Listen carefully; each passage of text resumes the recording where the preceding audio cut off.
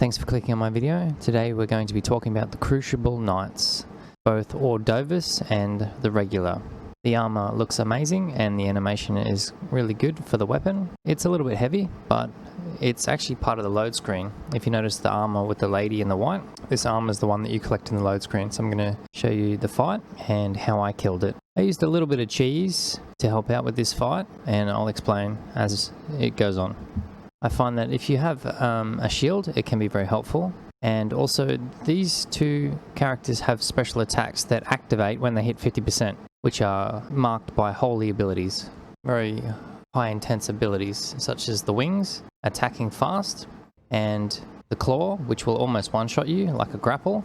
The one with the shield has a tail swipe that swings around in a circle. So these abilities activate when the characters get to 50% or less. So ideally you want to probably kill one quickly and only have one golden ability happening at a time, but I activated both in order to kill this enemy faster. It's pretty much game over very quickly if you get caught by any of the golden abilities. So it's very important not to get hit by the golden abilities.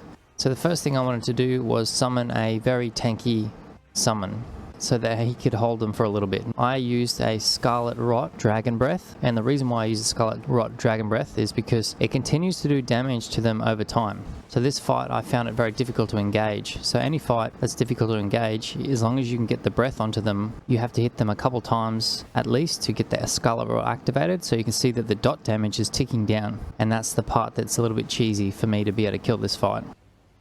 Another thing I noticed is that when they're running, when the enemies are running, they're harder. So sometimes they'll slow down and walk, but when they trigger a run, you have to be extra careful and keep your range. That's why I'm keeping very far range away from these guys. Also, you can sort of use the pillars, let them rub up against the pillar a little bit. That kind of slows them down long enough to get a pot off or an extra spell, and that can be handy. So the damage is ticking over, and then now you'll see them activate their golden abilities. Now it's very important to dodge all of the golden abilities as best as you can. The guy with the shield does a slow ability. He does slow wings, and the one with the large weapon, he does fast. So you notice he comes much quicker, like bang, very quick. As if the wings come out of the fast guy, you got to move quicker. If the wings come out of the shield guy, you got to move a little bit slower. It's very important to dodge every single golden ability, and then I chip away at them slowly to try and finish one off. Otherwise, I'm very weary of their attacks constantly.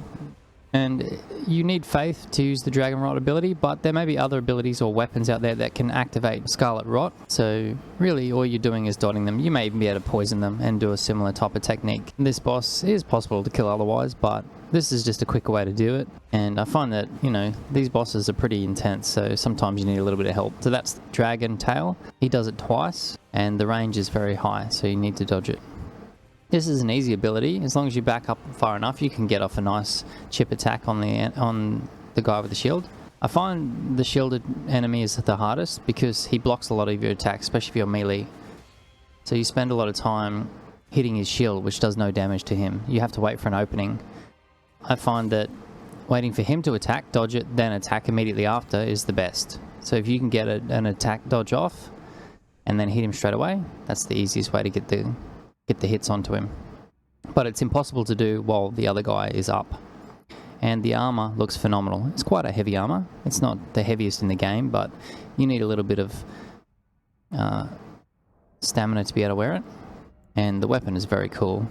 It's a strength-based weapon. I'm going to show them off now. The fight is fun and challenging, and even the dungeon where they're located is also really cool. Lots of secrets and hidden things in this dungeon, so take your time to explore it. I find that all the dungeons have amazing secrets, so it's worth exploring them and checking them out. So this is a strength and dex and faith weapon with heavy strength required to use it. So a paladin type of character will be very happy with this weapon, and I absolutely love the armor. It's now my favorite armor to wear at the moment, just for looks alone, but it's also got very heavy melee defense. So as long as you can afford to wear the extra weight, it's a great set. Looks incredible, and I'm pretty sure that ability does a smash, but I don't have it activated because you need to have the strength.